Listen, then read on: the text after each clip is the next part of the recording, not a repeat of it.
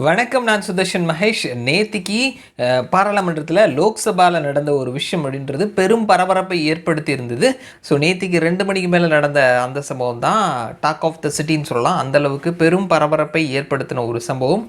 நேத்திக்கு டிசம்பர் 13ஆம் தேதி, ஸோ இதே டிசம்பர் 13ஆம் தேதி 2001 வருஷத்தில் பாராளுமன்றத்தினுடைய வளாகத்துக்குள்ளே தீவிரவாதிகளினுடைய தாக்குதல் நடந்தது. ஸோ அந்த தாக்குதலில் உயிரிழந்த பாதிக்கப்பட்ட இராணுவ வீரர்கள் அவங்களுக்கு அஞ்சலி எல்லாமே செலுத்திட்டு தான் நேற்றைய நிகழ்வுகள் அப்படின்றது ஆரம்பமாச்சு. ஸோ நேற்றுக்கு மத்தியானம் 2 மணிக்கு பாராளுமன்றத்தினுடைய லோக்சபாவில் 0 hour 0 மணி நேரம் அப்படின்னு சொல்லக்கூடிய அந்த விவாதங்கள் நடந்துட்டு இருக்கக்கூடிய நேரத்தில் பார்வையாளர்களினுடைய கேலரி அந்த பகுதியிலிருந்து 2 இளைஞர்கள் மேலிருந்து குதித்து கடகடகடன்னு ஓடி வந்தாங்க. அவங்களுடைய காலணிகளுக்கு உள்ளே இருந்து ஒரு குப்பி, ஒரு ஆயுதம், ஒரு கருவி, ஒரு புகை குண்டு, எப்படி வேணாலும் வச்சுக்கலாம், அதை எடுத்து வீசினாங்க. அதிலிருந்து நம்ம கண்ணீர் புகை குண்டுன்னு சொல்லுவாங்களே, அந்த மாதிரியான ஒரு சின்ன கண்ணீர் புகை குண்டை தான் வீசினாங்க. மஞ்சள் கலரில் புகை வந்தது. ஸோ கொஞ்சம் நேரத்தில் பரபரப்பாயிடுச்சு. அதற்கப்புறம் அங்கே இருக்கக்கூடிய எம்பிக்கள் எல்லாருமே வந்துட்டு கொஞ்சம் அந்த நேரத்தில் என்ன செய்யறதுன்னு தெரியாமல் முதல்ல ஷாக் ஆனாங்க, அப்புறம் பதட்டமானாங்க. அதற்கப்புறம் அவங்களே அந்த 2 பேரையும் பிடிச்சி சில எம்பிஸ் அவங்கள அட்டாக் பண்ணாங்க அப்படின்றதையும் சொன்னாங்க. ஸோ அவங்கள பிடிச்சி அங்கே இருக்கக்கூடிய காவல்துறையினர்கிட்ட கொடுத்துருக்குறாங்க. விசாரணை அப்படின்றது நடந்துட்டு இருக்குது. ஸோ இந்த 2 பேரில் ஒரு பர்சன் வந்துட்டு இன்ஜினியரிங் பட்டதாரி அப்படின்னும், அவர் மைசூர் நகரத்தை சேர்ந்தவர் அப்படின்னும் சொல்லியிருக்கிறாங்க. ஸோ அவருடைய அப்பாவை உடனே வந்துட்டு ட்ரேஸ் பண்ணி அவர்கிட்ட கேட்கும் பொழுது, என் பையன் நிறைய படிச்சுட்டே இருப்பான், ஆனால் என்ன படிக்கிறான் என்ன இதுன்னு தெரியாது. அவர் வந்து ஐடி கம்பெனியில் ஒர்க் பண்ணிகிட்டு இருந்தார். அதுக்கப்புறம் விவசாயம் பண்ணிகிட்டு இருக்கிறாரு. நிறைய படிப்பான், அடிக்கடி பெங்களூர் போகிறேன்னு சொல்லுவான், தில்லி போகிறேன்னு சொல்லுவான். இப்போ தில்லி போயிருக்கிறான் அப்படின்றது கூட எனக்கு தெரியாது, ஆனால் அந்த மாதிரியான சம்பவம் நடந்திருக்குது அப்படின்றத சொன்னாங்க. ஸோ என் பையன் இந்த மாதிரியான தவறு செஞ்சிருந்தான் அப்படின்னா கண்டிப்பாக அது கண்டிக்கத்தக்கது தான், அது தவறான விஷயம் தான் அப்படின்ற மாதிரி அந்த பையனுடைய அப்பா சொல்லியிருக்கிறாங்க. ஸோ இப்படியாக வந்துட்டு சம்பவங்கள் நேற்றுக்கு நடந்திருக்குது. அதற்கப்புறமா அந்த பார்லிமெண்ட்டினுடைய வளாகத்துக்குள்ள வெளியில் வந்துட்டு ஒரு பெண்மணி, ஒரு இளைஞர் 2 பேர் கைது செய்யப்பட்டிருக்கிறாங்க. அதுக்கப்புறம் அவங்களுடைய அந்த விசாரணை வளையம் அப்படின்னு சொல்லி போகும்பொழுது இன்னும் 2 பேர் கைது செய்யப்பட்டிருக்கிறாங்க. இது வரைக்கும் கிட்டத்தட்ட 6 பேர் வந்துட்டு கைது செய்யப்பட்டிருக்கிறாங்க. ஸோ இவங்களுக்கு அந்த என்ட்ரி பாஸ் கொடுத்தது மைசூருவினுடைய எம்பி, பாஜகவை சேர்ந்த எம்பி அப்படின்றதும் சொல்லப்படுது. ஸோ என்ட்ரி பாஸ் அப்படின்றது வந்துட்டு எல்லா எம்பிஸ்க்கும் ஒரு குறிப்பிட்ட அளவில் பாஸ் இருக்கும். ஸோ அவங்க அந்த பாஸ் வழியாக வந்துட்டு போகலாம். ஸோ அதனால் வந்துட்டு என்ட்ரி பாஸ் கொடுத்தாரு அப்படின்றதுனால அவர் பாஜக எம்பி, அவருடைய இன்ஃப்ளூயன்ஸில் வந்த ஆட்கள் அப்படின்ற மாதிரி நம்ம சொல்ல முடியாது. ஸோ இன்னொரு பக்கத்தில் வந்து அவங்க உள்ளே வரும் பொழுது அந்த மேலேருந்து கேலரியிலேருந்து குதிக்கும் பொழுதும் சரி, அவங்க அந்த குண்டை எடுத்து வீசும் பொழுதும் சரி, அவங்க சில கோஷங்கள் எழுப்பியிருக்கிறாங்க. ஸோ அந்த கோஷங்கள் எல்லாமே வந்துட்டு சர்வாதிகாரத்துக்கு எதிரானது, வேலைவாய்ப்பின்மை இருக்குது, இந்த மாதிரியான விஷயங்கள் இப்போ இருக்கக்கூடிய அரசாங்கத்தினுடைய பிரச்சனைகள் சார்ந்தும் அவங்களுடைய சித்தாந்தம் சார்ந்தும், குறிப்பாக வந்துட்டு பாரதிய ஜனதா கட்சி மாதிரியான கட்சியினுடைய சித்தாந்தத்திற்கு எதிரான ஒரு சித்தாந்தத்தை தான் வந்துட்டு வந்திருந்த இளைஞர்கள் பிரயோகப்படுத்தியிருந்தாங்க. ஸோ அப்படி பார்க்கும் பொழுது இந்த இளைஞர்கள் பாரதிய ஜனதா கட்சியுடைய சித்தாந்தத்திற்கு எதிரான சித்தாந்தம் கொண்டவர்கள் அப்படின்றத நம்மளால் புரிஞ்சிக்க முடியுது. அண்ட் 2001 வருஷம் நடந்த அட்டாக்கோட இதை நம்ம கம்பேர் பண்ணி பார்க்க தேவை கிடையாது.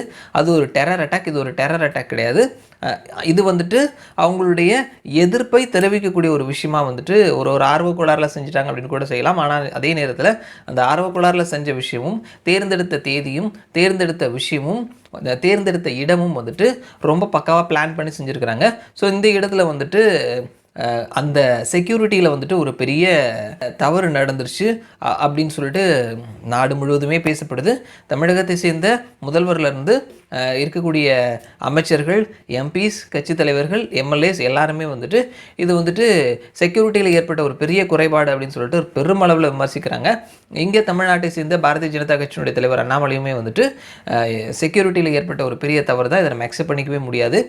பாராளுமன்றத்தில் இந்த மாதிரியான ஒரு டைட்டான செக்யூரிட்டி இருக்கக்கூடிய இந்த இடத்துல இந்த மாதிரியான ஒரு சம்பவம் நடக்குது அப்படின்னா கண்டிப்பாக அதை நம்ம ஆக்செப்ட் பண்ணிக்கவே முடியாது.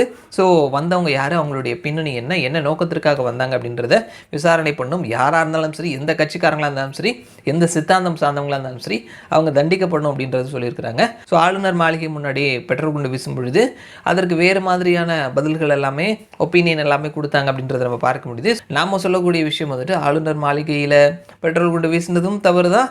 இந்த விஷயம் உள்ளே போயிட்டு அவங்க அந்த குண்டு வீசுகிற அளவுக்கும் வந்துட்டு அவங்களுக்கான அந்த செக்யூரிட்டியில் ஒரு பெரிய குறைபாடு இருந்தது, நம்ம அக்செப்ட் பண்ணியே தான் ஆகணும்.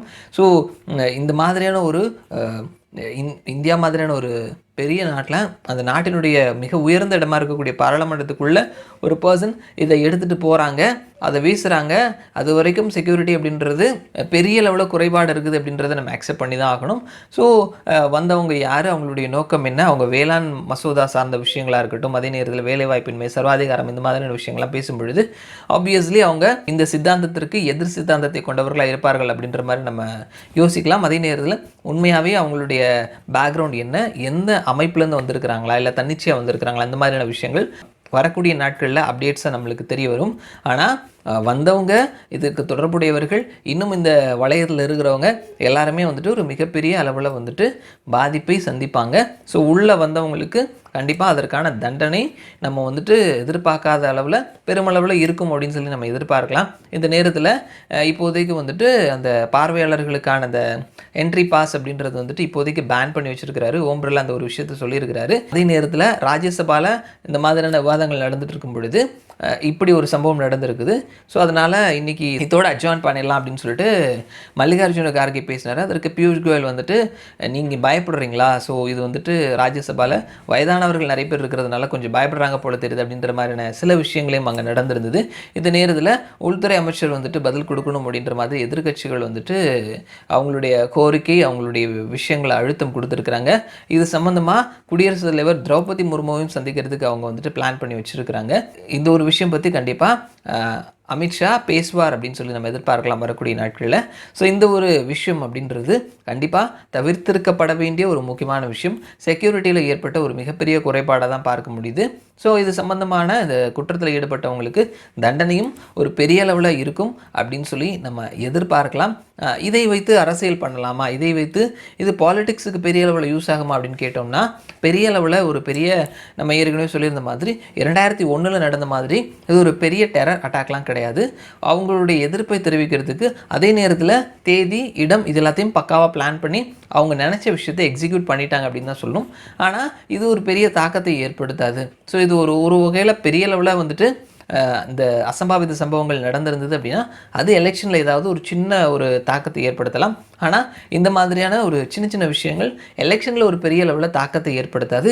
இதை எடுத்துகிட்டு போயிட்டு அரசியல் பண்ணலாம் வந்துட்டு அது எந்த அளவுக்கு எடுபடும் அப்படின்றது ஒரு பெரிய கொஷின் மார்க் தான். அந்தளவுக்கு பெருசாக இதை வைத்து அரசியல் பண்ணுறதுக்கான வாய்ப்புகள் அப்படின்றது மிக மிக மிக குறைவான ஒரு விஷயமாக தான் இருக்குது. ஸோ வரக்கூடிய நாட்களில் இந்த ஒரு விஷயம் யாருக்கு இது லாபமாகவும் யாருக்கு இது தர்ம சங்கடமான சூழலையும் ஏற்படுத்துது அப்படின்றத வரக்கூடிய நாட்களில் இந்த ஒரு சம்பவம் சார்ந்த அப்டேஷனில் நம்ம தெரிஞ்சுக்கலாம். பார்க்கலாம் என்ன நடக்குது அப்படின்னு சொல்லிட்டு மறுபடியும் நான் உங்களை இன்னொரு வீடியோவில் சந்திக்கிறேன். அது வரைக்கும் நன்றி.